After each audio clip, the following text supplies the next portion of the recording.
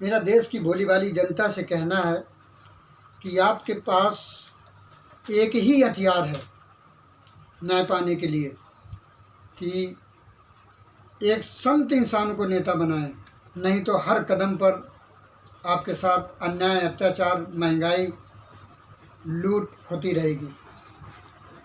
आपको नौकरियों से दूर रखा जाएगा।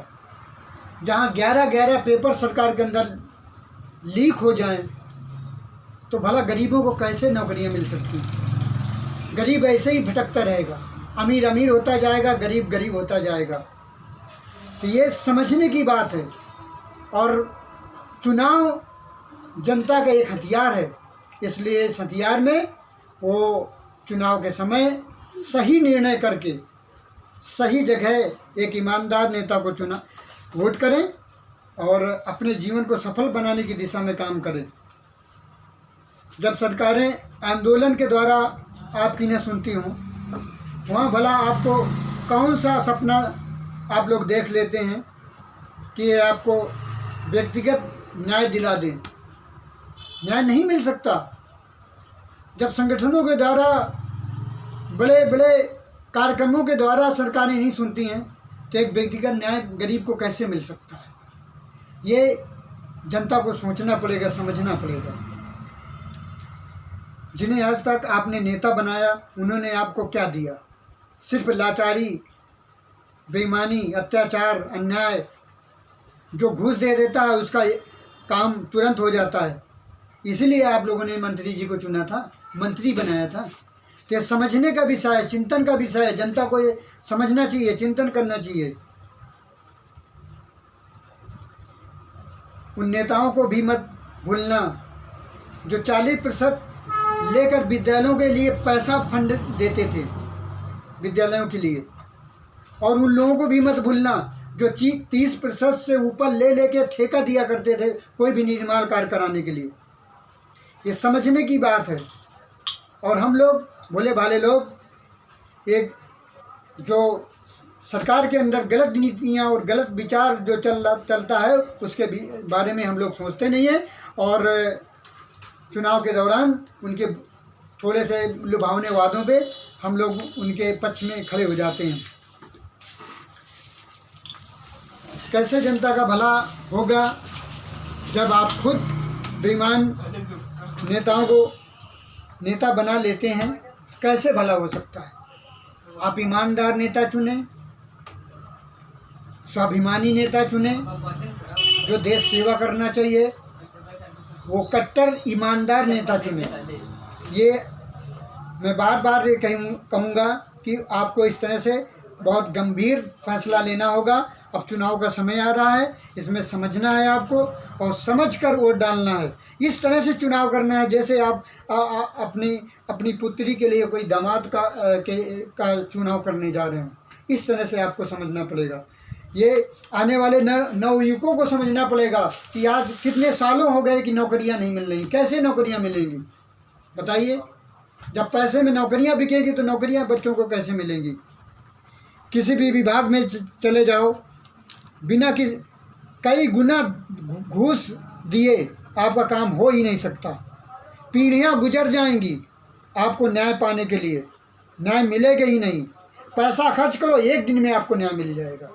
ये ऐसी व्यवस्था हो गई है, बड़ी दयनीय दुर्भाग्यपूर्ण व्यवस्थाएं चल रही है प्रदेश के अंदर, जो आपको समझना है और सोच समझ के आपको आगे कदम बढ़ाना होगा। आज सरकार प्रशासन की दुहाई देती है, सिर्फ दादागिरी, अफसरगिरी चल रही है। दबाव में सच्चे भोले भाले इंसान को दबाकर मामलों को दबाया जा रहा है, शांत किया जा रहा है। और सरकार वाही लूटती है कि हमारा प्रशासन अच्छा है। सरकारें बदल जाती हैं, दलाल वही खड़े रहते हैं, वही घूसखोरी, वही चापलूसी, वही भ्रष्टाचार चालू रहता है। बस मैं बार बार कहूँगा, आपका एक ही रास्ता है, एक कट्टर ईमानदार को चुने, देशभक्त को चुने। ये आपका बहुत बढ़िया हथियार है जो चुनाव आपके समय समय पे आता रहता है। देश के विद्वानों ने तय किया था, जब संविधान का निर्माण हुआ तो देश के विद्वानों ने तय किया था कि चुनाव हर 5 वर्ष में होना चाहिए, न जल्दी होना चाहिए न बाद में होना चाहिए। इसलिए जो चुना था कि अगर 10 साल तक हम किसी पार्टी की अगर सरकार बना के रखेंगे तो वो कभी न कभी ऐसा भी कर सकता है कि सरकार को बेच भी सकता है। इसलिए हमको सोच समझ के कदम बढ़ाना है कि तानाशाह और जुमलेबाजी के माध्यम से हमारे जीवन को बर्बाद करने की दिशा में जो कार्यक्रम होते रहे हैं उन पे रोक लगे और कुछ अच्छा कार्य हो। पार्टियां देश को ही अच्छा बनाने की बात करती हैं, गरीबों को अच्छा बनाने की बात करती हैं, लेकिन गरीबों को यहाँ से निकाल देती हैं। आप देखते हैं 5-5 साल तक व्यक्तिगत डिबेट होती रहती हैं, केवल समय गुजारा जाता है, कोई विकास की चर्चाएं नहीं होती हैं, कोई मुद्दे की बातें नहीं होती हैं।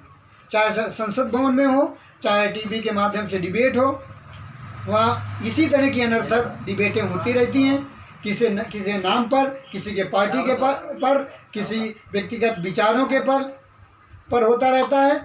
कोई ठोस फार्मूला नहीं तैयार किया जाता, कोई ठोस एजेंडा नहीं तैयार किया जा सकता जिससे जनता का भला हो, जनता का विकास हो और लोगों को रोजगार मिले। आपके पसीने की कमाई का 50% से ऊपर सरकार ज़बरदस्ती आपके जेब में से निकाल लेती है। आप स्वयं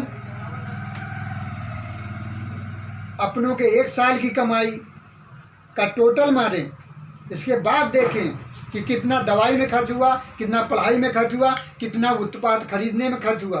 आपको मालूम पड़ेगा कि अगर मेरे 1 साल की कमाई 1 लाख है तो उसमें पूरा खर्च हो जाता है। बहुत कम खर्च होगा तो कम से कम 50,000 तो खर्च ही हो जाएगा। तो वो जो उत्पाद खर्च लिया गया वो कहीं ना कहीं टैक्स के रूप में, महंगाई के रूप में चला जाता है। तो क्या यही सरकार के द्वारा हमको मिलना चाहिए कि जो भी दुनिया कमा रही है, जो भी परिवार कमा रहे हैं, उनका सारा उत्पाद खरीदने में चला जाए, उनको कुछ निवेश के रूप में, कुछ जमा होने के रूप में कुछ भी पैसा ना बचे। सारा जीवन कमाओ और खर्च करते रहो, कमाओ खर्च करते हो। इसी तरह के देश के होना चाहिए। ये जो टैक्स लेती है सरकार, टैक्स लेने के बदले में क्या शांति देती है, क्या विकास देती है, क्या सुविधाएं देती हैं, ये सारी जनता को समझना पड़ेगा, सारी पार्टियों को समझना पड़ेगा। इसके बाद निर्णय करना पड़ेगा कि हमको किसको आगे लाना है और किसकी पार्टी बनना चाहिए। तो आप देखते भी हैं कि नेता थोड़े दिन में ही पता नहीं कितने अरबपति खरबपति हो जाता है। आम आदमी एक साधारण जीवन जीने के लिए परेशान रहता है। तो ये बहुत सारे मुद्दे हैं, इनको तटस्थता से जनता को समझना पड़ेगा, चिंतन करना पड़ेगा, मनन करना पड़ेगा और कट्टर देशभक्त ईमानदार नेता को आगे बढ़ाइए और आप अपने खुद के भविष्य को अच्छा बनाइए, अपने बच्चों के भविष्य को खुद अच्छा बनाइए, जिससे हमारा समाज, हमारा देश फिर वही राम राज्य की ओर अग्रसर हो और हमें आने वाली पीढ़ी को राम राज्य की रूपरेखा देखने को मिले और उस माहौल, उस अच्छे व्यवस्था में जीने को, खुली सांस लेने को मौका मिले। जय हिंद, जय जय हिंदुस्तान।